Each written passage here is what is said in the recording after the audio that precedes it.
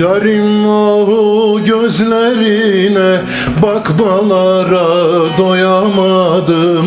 Senin o ince beline sarmalara doyamadım. Senin ince bellerine sarılmaya doyamadım. Ferman yazar kaşlar kalem, sana hayran dünya alem. Dillerine kurban olam, sohbetine doyamadım. Sohbetine doyamadım.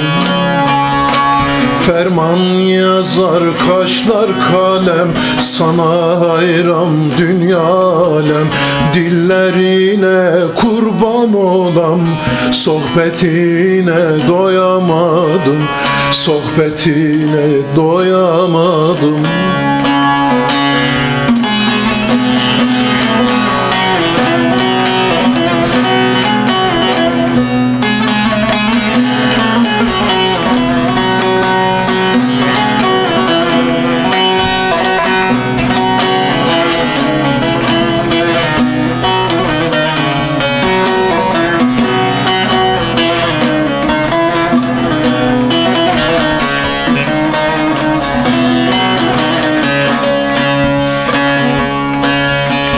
O ipek saçlar savrulmuş, yanakların alal olmuş.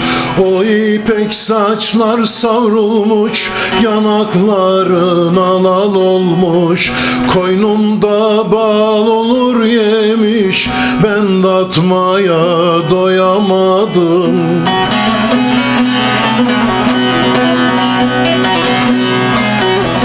Ferman yazar kaşlar kalem, bana hayran dünya alem. Dillerine kurban olam, sohbetine doyamadım. Sohbetine doyamadım.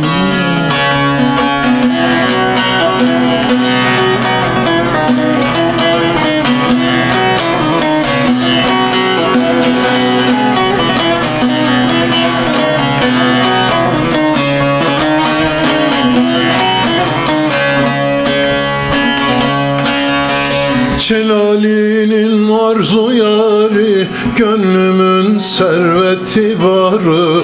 Tenin şu dağın akarı, ben seyrine doyamadım.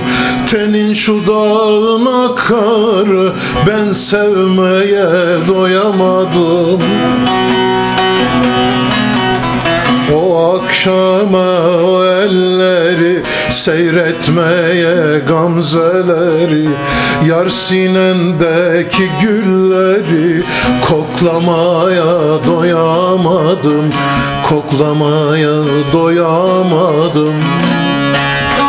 Ferman yazar kaşlar kalem, bana hayran dünya alem. Dillerine kurban olam, sohbetine doyamadım. Ferman yazar kaşlar kalem, sana hayran dünya alem. Dillerine kurban olam, sohbetine doyamadım. Sohbetine doyamadım.